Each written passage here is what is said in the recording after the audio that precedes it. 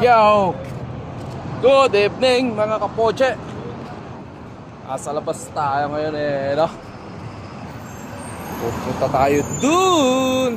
Papatapesan natin ulit ang buhok natin, no? Di ba last week ata nagpagupit tayo, makalbo tayo, no? So tatapesan natin doon sa gilid para pumantay siya. Kasi medyo makapal na rin dito Tapos nahuhuli na rin dito.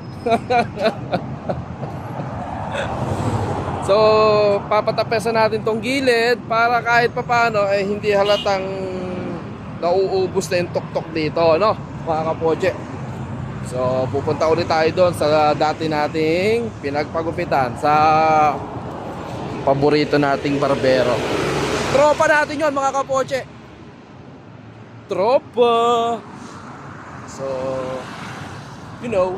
nakita nyo naman ang likod natin